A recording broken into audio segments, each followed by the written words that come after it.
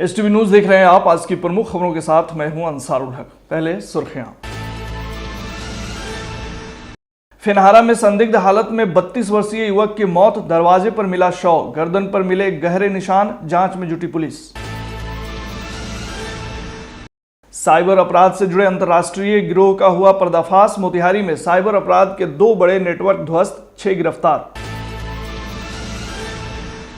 20,000 रिश्वत लेते कथित आवास सहायक का वीडियो सोशल मीडिया पर हुआ वायरल, चिरैया का है मामला, हुई कार्रवाई। गोलियों की तड़तड़ाहट से कांप उठा पुलिस लाइन, बेतिया, 1 सिपाही की मौत। जामा मस्जिद मोतिहारी में आज हज प्रशिक्षण शिविर का हुआ आयोजन, मौके पर अंजुमन इस्लामिया मोतिहारी के सदर और सेक्रेटरी ने एसटीवी न्यूज से की बात, वक्फ अमेंडमेंट बिल पर भी रखे अपने विचार। लड़की से छेड़छाड़ करना पड़ा महंगा, ग्रामीणों ने चेहरे पर कालिख पोतकर चप्पल से की जमकर पिटाई, वीडियो सोशल मीडिया पर हुआ वायरल। बंजरिया थाना क्षेत्र में रेलवे ट्रैक के पास मिला वृद्ध अज्ञात महिला का शव, इलाके में सनसनी। एमएलसी खालिद अनवर के विरोध में आए उनके बचपन के दोस्त, खालिद अनवर के एक कार्यक्रम में शामिल होने पर जताया कड़ा एतराज। और चंपारण में स्वास्थ्य सेवा के क्षेत्र में जुड़ा एक और नया अध्याय, शहर के हॉस्पिटल रोड में वात्सल्य आईवीएफ हॉस्पिटल का हुआ भव्य उद्घाटन।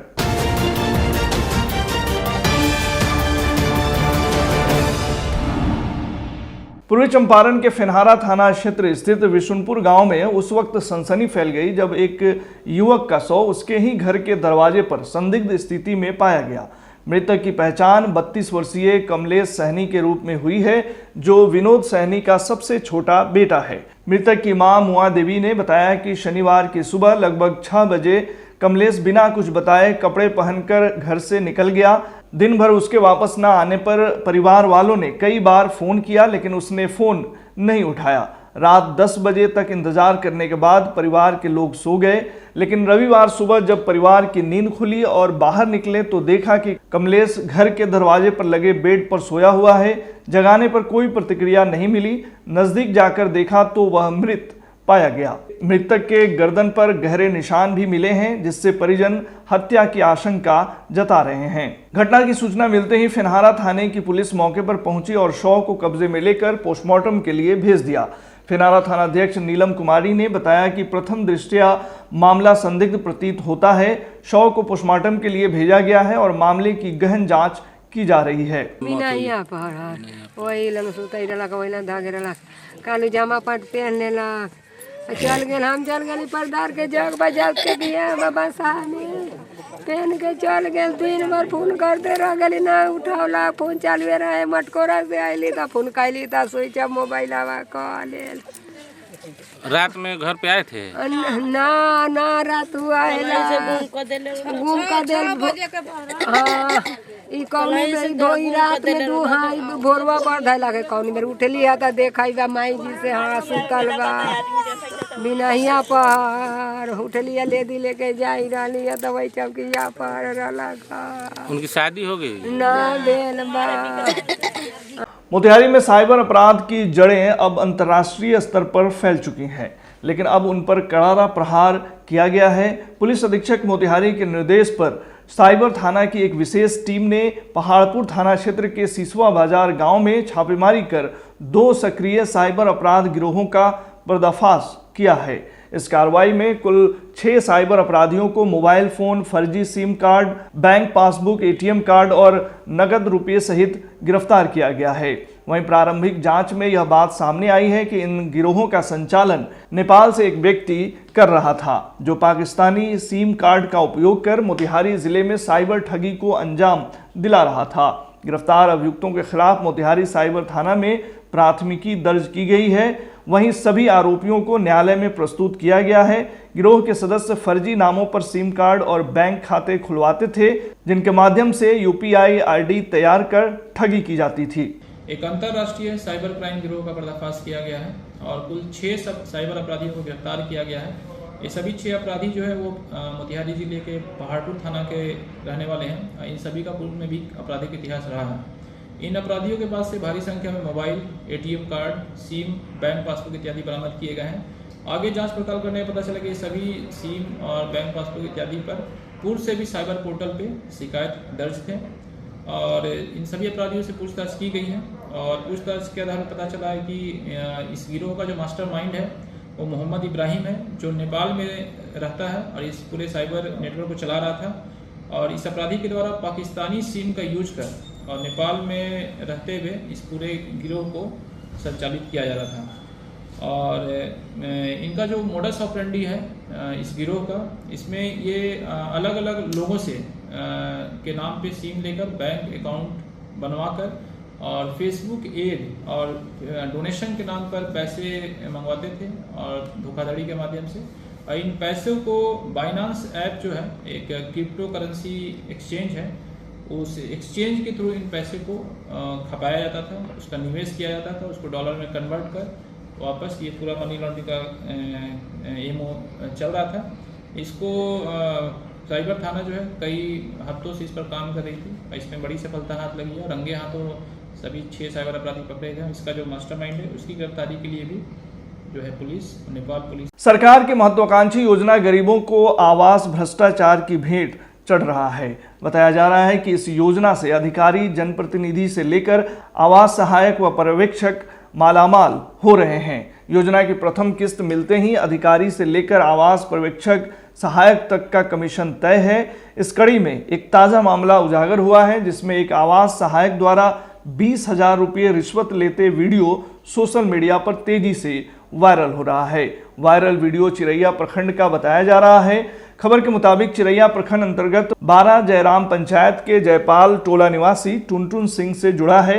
वायरल हुए वीडियो में आवास सहायक व लाभार्थी टुनटुन सिंह के बीच रिश्वत लेते एवं बातचीत दर्ज है और आवास सहायक खुद रिश्वत लेते नजर आ रहे हैं। हालांकि वीडियो की पुष्टि एसटीबी न्यूज नहीं करता है, लेकिन खबर आ रही है कि इस मामले में कार्रवाई भी हुई है। बिहार के बेतिया पुलिस लाइन से एक सनसनीखेज खबर सामने आई है, जहां एक सिपाही ने अपने ही साथी जवान पर ताबड़तोड़ फायरिंग कर दी। घटना में सिपाही सोनू कुमार की मौके पर ही मौत हो गई। आरोपी सिपाही परमजीत को पुलिस ने हिरासत में ले लिया है। बताया जा रहा है कि वारदात के दौरान पुलिस लाइन गोलियों की गूंज से दहल उठा। सूचना के बाद मौके पर पहुंचे डीआईजी हरिकिशोर राय ने जांच शुरू कर दी है। हालांकि घटना के कारणों का खुलासा अभी नहीं हो पाया है। बताया जा रहा है कि सिपाही सोनू को 11 गोलियां लगी है। इस घटना के बाद पुलिस महकमे में हड़कंप मचा हुआ है। अंजुमन इस्लामिया मोतिहारी के बैनर तले आज जमा मस्जिद मोतिहारी में हज बैतुल्लाह 2025 के लिए चयनित जिले के सभी आजिमीन और आजिमात के लिए एक विशेष हज प्रशिक्षण शिविर का आयोजन किया गया। इस प्रशिक्षण शिविर में हज यात्रा से जुड़ी तमाम आवश्यक जानकारियां दी गईं, जिनमें सफर के दौरान अपनाई जाने वाली धार्मिक प्रक्रियाएं, सरकारी दिशा निर्देश, स्वास्थ्य संबंधी सुझाव और मक्का मदीना में किए जाने वाले महत्वपूर्ण अरकान की जानकारी भी शामिल रही। प्रशिक्षण शिविर में हज पर जाने वालों को यह भी बताया गया कि हज के दौरान किन किन चीज़ों का ध्यान रखना आवश्यक है और किस तरह से पूरी यात्रा को सुलभ और धार्मिक भावनाओं से परिपूर्ण बनाया जा सकता है। कार्यक्रम में कई उलमा और हज ट्रेनर्स ने हिस्सा लिया और उपस्थित आजिमीन को मार्गदर्शन दिया। वहीं मौके पर अंजुमन इस्लामिया मोतिहारी के सदर डॉक्टर तबरेज अजीज, नायब सदर नजबुल्ला खान एवं सेक्रेटरी प्रोफेसर अनवारुल हक ने एसटीबी न्यूज से क्या कुछ कहा और वक्फ अमेंडमेंट बिल को लेकर उन्होंने क्या कुछ कहा, सुनिए। ये अंजुमन इस्लामिया मोतिहारी की तरफ से ज़ायरीन हुज्जाज कराम के लिए एक ट्रेनिंग का एहतमाम किया गया है।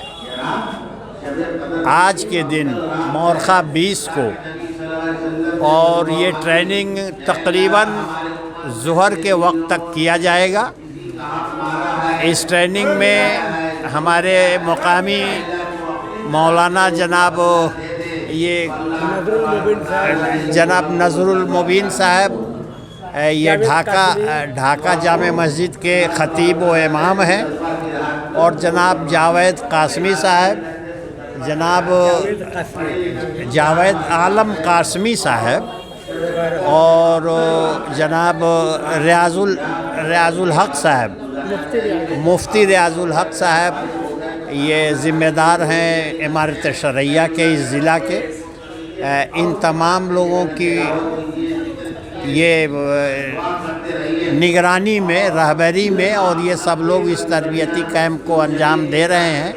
और ये लोग अपनी बात के हुज्जाज कराम को वहाँ क्या करना है, कैसे करना है, किस लम्हे में, किस मोमेंट में क्या करना है, ये सारी जानकारियाँ अभी दी जा रही है। वक्फ बिल की तरफ से, अंजुमन की तरफ से गुज़श्ता जुमा के दिन और जुमा के बाद एक बैठक हुई थी, मुश्तरका बैठक, जिसमें शहर के और ज़िला के बहुत सारे हजरात ने शिरकत की थी।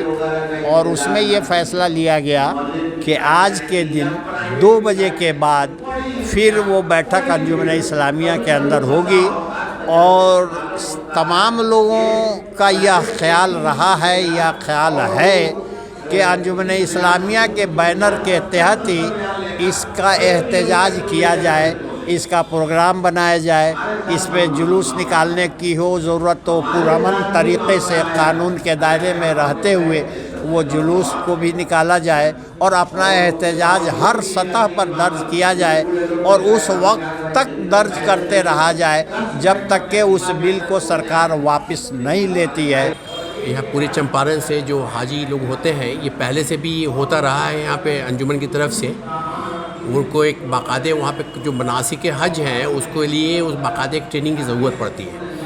इसमें यहाँ से तकरीबन 93 लोग हैं और उसमें औरतें भी हैं कुछ, और इनको बाकायदे ट्रेनिंग दी जाएगी वहाँ पे कैसे जाना है, कैसे क्या क्या चीज़ों का एहतियात करना है, सफ़र के दौरान क्या चीज़ें परेशानी आती हैं उसको कैसे करना है, और जो मनासिक है डिफरेंट प्रोसीजर्स उसके बारे में बताया जाता है। और उसके जो ट्रेनर्स हैं यहाँ पे ट्रेनिंग देते हैं बाकायदे।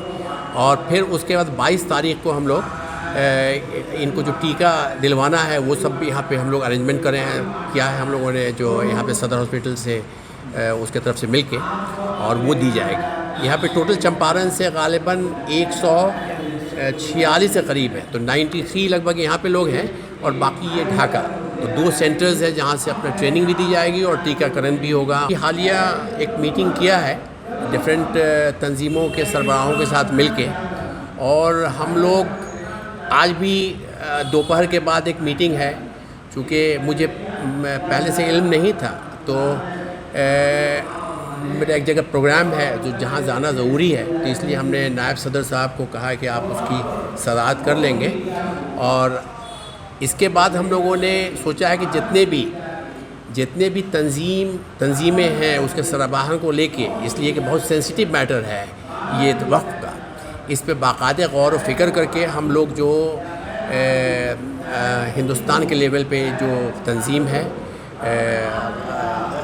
ऑल इंडिया पर्सनल लॉ और बोर्ड इमारत शरिया, उसके डायरेक्टिव्स के हिसाब ही से पीसफुल जो प्रोटेस्ट और जो गाइडलाइंस देंगे उसके अंदर ही हम लोग करेंगे। हैं जो हज के लिए रवाना होंगे, जो 30 तारीख से उनकी रवानगी शुरू होगी, उसमें 55 जो है सो ढाका अनुमंडल के रहने वाले हैं। ढाका अनुमंडल वालों को ढाका खुद ट्रेनिंग देता है और उसकी सारी व्यवस्थाएं वो ढाका अपने स्तर से वहाँ का अंजुमन करता है। मगर चूँकि हमारा अंजुमन इस्लामिया मोतिहारी जो पूरे ज़िला की रहनुमाई करता है और हर साल आज़मीन हज को बुलाकर यहाँ प्रशिक्षण दिया जाता है, ट्रेनिंग दी जाती है और उनके खाने पीने का इंतज़ाम जो है, नज़्म जो है अंजुमन अपने तौर पर करता है, ताकि हाजियों को किसी तरह की कोई दिक्कत और परेशानी का सामना न करना पड़े। बेतिया के मझौलिया प्रखंड क्षेत्र स्थित एक गांव में लड़की से छेड़छाड़ करना 2 युवकों को महंगा पड़ गया। ग्रामीणों ने चेहरे पर कालिख पोतकर और चप्पल से जमकर धुनाई कर दी, जिसका वीडियो सोशल मीडिया पर तेजी से वायरल हो रहा है। हालांकि वायरल वीडियो की पुष्टि एसटीवी न्यूज नहीं करता है, लेकिन वीडियो में देखा जा सकता है कि ग्रामीणों द्वारा दोनों युवकों का आधा सिर मुंडन कर दोनों के मुंह पर कालिख और चूना पोती जा रही है तथा चप्पल से पिटाई की जा रही है और दोनों युवक रहम की भीख मांग रहे हैं। बंजरिया थाना क्षेत्र में उस वक्त सनसनी फैल गई जब सिंगिया गुमटी के पास रेलवे ट्रैक के किनारे एक अज्ञात वृद्ध महिला का शव बरामद किया गया। घटना की सूचना मिलते ही बंजरिया थाना के अपर थानाध्यक्ष त्रिभुवन कुमार अपनी टीम के साथ मौके पर पहुंचे और शव को अपने कब्जे में लेकर पोस्टमार्टम के लिए मोतिहारी सदर अस्पताल भेज दिया। वहीं शव की स्थिति और आसपास के हालात को देखते हुए यह अंदाज़ा लगाया जा सकता है कि महिला की मौत ट्रेन से कटने के कारण हो सकती है। पुलिस ने मृतका की पहचान की कोशिश शुरू कर दी है, लेकिन अब तक महिला की पहचान नहीं हो सकी है। पुलिस सूत्रों के अनुसार मृत महिला की उम्र लगभग 65 से 70 वर्ष के बीच अनुमानित की जा रही है। महिला के शरीर पर कोई ऐसा दस्तावेज या वस्तु नहीं मिली है जिससे उसकी पहचान में मदद मिल सके। स्थानीय ग्रामीणों से पूछताछ की गई है, लेकिन सभी ने महिला को पहचानने से इनकार किया है। अपर थानाध्यक्ष त्रिभुवन कुमार ने मीडिया को जानकारी देते हुए कहा कि शव को कब्जे में लेकर पोस्टमार्टम के लिए भेज दिया गया है। एमएलसी खालिद अनवर के विरोध में अब उनके बचपन के दोस्त एवं उनके गांव और इलाके के लोग भी आ गए हैं। वक्फ बिल पर जेडीयू के एक्शन से नाराज लोग जेडीयू नेताओं के खिलाफ खुलकर अपनी बात रख रहे हैं। खबर के मुताबिक पूर्वी चंपारण के ढाका स्थित दोस्तिया बरेवा ईदगाह में आज मानवता का संदेश कार्यक्रम आयोजित किया गया है। यह कार्यक्रम अल फलाह कॉन्फ्रेंस कमेटी के बैनर तले हो रहा है, जिसमें एमएलसी खालिद अनवर सहित कई अन्य नेता और मौलाना शामिल हो रहे हैं। लेकिन बड़ी खबर यह है कि वक्फ बिल पर जेडीयू के एक्शन से नाराज कई नेताओं सहित इलाके की आवाम इस कार्यक्रम की मुखालफत कर रही है। मुखालफत की वजह कार्यक्रम में एमएलसी खालिद अनवर और इमारत शरिया विवाद में शामिल अबू तालिब रहमानी के शिरकत को बताया गया है। इस सिलसिले में जेडीयू के पूर्व नेता डॉक्टर कासिम अंसारी, इमारत शरिया से जुड़े इंजीनियर हामिद जफर और खालिद अनवर के बचपन के दोस्त एवं उनके गांव के रहने वाले समी तौहीद ने क्या कुछ कहा, सुनिए। देखिए, वहाँ पे एक बड़े अच्छे नाम से पयामे इंसानियत के नाम से प्रोग्राम हो रहा है और ये बात सही है कि प्रोग्राम पहले से इसका प्रोग्राम था कि ईद से पहले रमज़ान के ज़माने में होगा। लेकिन जब इन लोगों को अवाम ने मुजरिम करार दे दिया, जब अफ्तार का बाइकाट करके, जिस पे सारी तंजीमें, चाहे वो अहले हदीस हो, बरेलवी हो, जमीयत अहले हदीस हो, या जहाँ तक कि शिया ग्रुप भी इसकी मुखालफत किया कि बाइकाट किया, चूँकि वो हमारे पीठ पे छुरा भोंका है। जब बाइकाट करके उनको मुजरिम करार दे दिया गया तो अपने जुर्म में शरीक करने के लिए कई लोगों को शामिल किया और आवाम को, भोले भाले आवाम को कि ये पहले से प्रोग्राम करके एक सरकारी पयाम इंसानियत नहीं बल्कि ये पयाम हैवानियत है, जिसमें अच्छे लोगों को, भोले भाले लोगों को ये कह कर के ये पहले से प्रोग्राम है। ये एक बर्निंग इशू जो आज का है कि मतलब जो हमारे ख़िलाफ़ जो एक कानून आया है उसको सपोर्ट कर करके और लोगों को बदनाम किया जा रहा है। मैं किसी नेता का विरोध नहीं कर रहा हूँ, मैं उसका क्लासमेट हूँ, मैं उसके साथ रहा हूँ, मेरे आज भी ताल्लुकात हैं। मेरा सियासत से कोई ताल्लुक़ नहीं है और न मुस्तक़बिल करीब में मैं सियासत में आऊँगा। लेकिन यहाँ जो बात पूरे मिल्लत की है, पूरे कौम की है, अगर कौम की बात नहीं होती तो वल्लाह मैं इसमें कभी भी नहीं आता। खिलाफत करने के हमारे पास ठोस प्रमाण है और या तो खुल के बोले कि हाँ डॉक्टर खालिद अनवर के ये प्रोग्राम है या जदयू का प्रोग्राम है, प्यामे इंसानियत का नाम और आवरण दे के और प्यामे इंसानियत का जो है ढोंग रच के और जदयू का प्रोग्राम कराया जाता है, इस पर हमको आपत्ति है। दूसरी बात है कि जो मिलत का गद्दार है अबू तालिब रहमानी, जिसने अफ्तार पार्टी का जो है तमाम मिली तंजीमों ने बहिष्कार किया, all India Muslim personal law board, इमारत शरिया, इदारे शरिया, इस तरह के तमाम तंजीमों के द्वारा बहिष्कृत इफ्तार पार्टी में वो शामिल हो गए, तो हमारे मिलत से बागी हैं।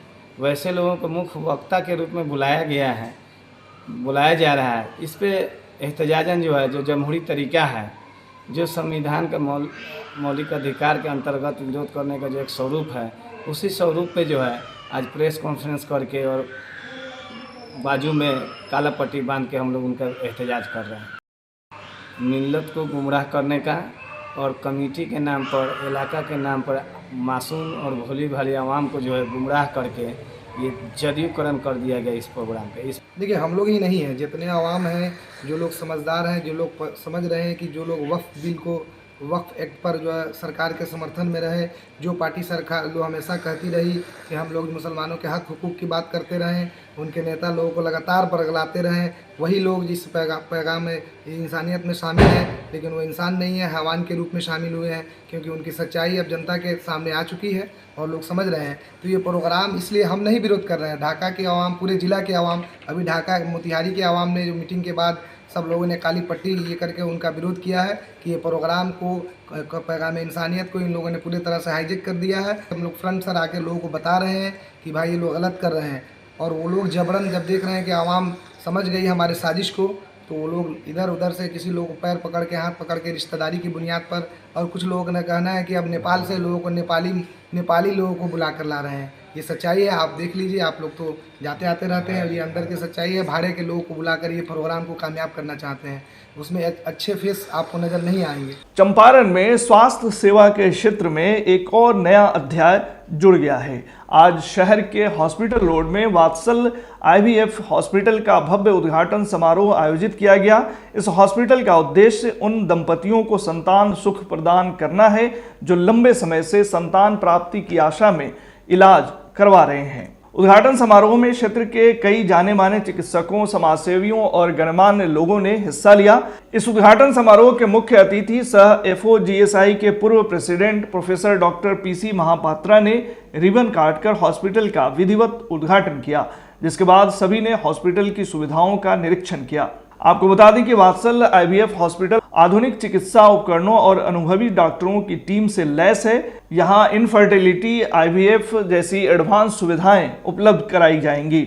हॉस्पिटल की निदेशक infertility specialist doctor Ananya Sinha ने आज इस मौके पर STV न्यूज से बात करते हुए क्या कुछ कहा, सुनिए। जी बिल्कुल, पहली बार हम लोग वो state of the art lab लाए हैं IVF का, जिससे जितने भी निसंतान दंपति थे उनको अब बाहर जाने की ज़रूरत नहीं है। जो पहले पटना जाते थे या जिनको मुजफ्फरपुर जाना पड़ता था, अब वो सारा इलाज जो है ये हम लोग मोतिहारी में ही कर सकते हैं।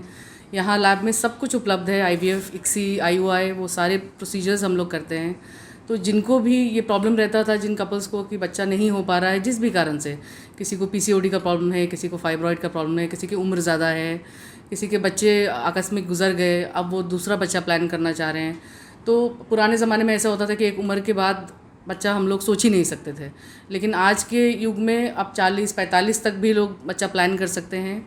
और जितने भी इस तरह के कपल थे जो बहुत परेशान होते थे, जिनको लगता था कि यहाँ आसपास कोई सुविधा नहीं है, बहुत लोग या तो फाइनेंशियल कंस्ट्रेंट के कारण या दूरी के कारण इलाज कराते ही नहीं थे या तो छोड़ देते थे। जो थोड़े बहुत अफोर्डिंग हैं वो लोग पटना, मुजफ्फरपुर चले जाते थे। अब इस सुविधा से IVF की सुविधा यहाँ, क्योंकि हम लोग फर्स्ट टाइम स्टार्ट कर रहे हैं चंपारण में, तो जितने पेशेंट्स हैं वो सब आके यहाँ पे ये सुविधा ले सकते हैं और अपना ट्रीटमेंट करा सकते हैं। IVF में मेन हम लोग पहले तो अंडा बाहर निकाल लेते हैं, स्पर्म पुरुष का बाहर लेते हैं, और जो बनाने का पद्धति होता है, जो बच्चा जो बनने का जो एक प्रोसीजर होता है, जो एक्चुअली बच्चादानी के ट्यूब में होता है, वो हम लोग वो काम वो लैब के अंदर करते हैं। और जब वो बेबी रेडी हो जाता है तो उसको हम लोग बच्चादानी में वो हम लोग प्लेस कर देते हैं। वो लगभग 5 दिन का एम्ब्रियो रहता है और उसको हम लोग अंदर बच्चादानी में प्लेस करते हैं, वो चिपक जाता है, फर्दर प्रेगनेंसी वैसे ही ग्रो करती है। तो IVF ऐसे भी एक वरदान की तरह है सारे निसंतान दंपतियों के लिए। अब क्योंकि ये सुविधा यहाँ पे है तो ये इनके लिए बहुत आसान है कि यहाँ पे आके वो सुविधा वो ले सकते हैं। वो एक्स्ट्रा जो उनको सोचना पड़ता था पहले कि बाहर जाएंगे तो रुकना पड़ेगा, वहाँ उसका खर्च अलग लगेगा, वो सब प्रॉब्लम यहाँ पे नहीं होगा। और हमारा बस यही एम है और मकसद है कि जितने भी यहाँ के हमारे शहर के लोग हैं उनको बेस्ट क्वालिटी सर्विस हम लोग प्रोवाइड कर सकें और वो ये सुविधा अवेल कर सकें। रिस्क इसमें क्या होता है और खर्च कितने आते हैं? देखिए, खर्च तो पेशेंट के कंडीशन पे वेरी करता है कि मतलब हम उनका अपना अंडा, अपना स्पर्म यूज़ कर पा रहे हैं कि नहीं, अंडे का क्वालिटी कैसा है, स्पर्म का क्वालिटी कैसा है, उसके बाद ही हम लोग असेस करते हैं। लेकिन जो भी है यहाँ तो स्टार्ट ही सेंटर हम लोग इस उद्देश्य से किए हैं कि पहले हर किसी को वो सर्विस प्रोवाइड कर सकें। ये पूरा एम ही हमारी मम्मी का सपना रहा है सालों से कि यहाँ एक IVF सेंटर खुलना चाहिए। वो हम लोग फाइनली इतने मेहनत के बाद और सब कुछ प्लान के बाद खोल पा रहे हैं। तो मेन अभी इसमें यही है एम कि सारे पेशेंट्स को हम लोग वो सुविधा दे सकें, वो हमारे पास आ सकें। तो जितना हो सके मैंने उनके अफोर्ड कर सके, उस तरह से हम लोग पूरा सर्विसेज केटर करेंगे। रिस्क आईवीएफ का सबसे स्ट्रॉन्ग पॉइंट यही होता है कि रिस्क इसमें लगभग नहीं के बराबर रहता है, बहुत थोड़ा रिस्क रहता है जो हम लोग पेशेंट को एक्सप्लेन करके रखते हैं। और आईवीएफ ऐसा प्रोसीजर है कि इसके लिए उनको यहाँ पे एडमिट होकर रहने का ज़रूरत नहीं है। ऐसा नहीं कि हम लोग यहाँ भर्ती करके रखते हैं 2 दिन 3 दिन, या प्रोसीजर के बाद कोई बेड रेस्ट पर रहना पड़ता हो, ऐसा भी नहीं है। आपका जब वो ट्रांसफ़र हो जाता है, जब हम लोग भ्रूण अंदर डाल देते हैं, तो नेक्स्ट डे से आप अपना नॉर्मल काम काज जैसा नॉर्मल रहता है सब कुछ वैसे आप कर सकते हैं। तो कोई बेड रेस्ट ये सब कुछ भी इसमें इसका ज़रूरत नहीं होता है। इसमें किस तरह की मशीनें काम करती हैं और ये जो मेडिकल साइंस में ये किस तरह की पद्धति है? मतलब मशीन्स जो हम लोग यूज़ करते हैं, जैसे इक्सी मशीन होता है। पहले होता था कि एक नॉर्मल आईवीएफ होता था जिसमें हम लोग सिर्फ स्पर्म और अंडा साथ में रख देते थे, वो एम्ब्रियो फॉर्म हो जाता था।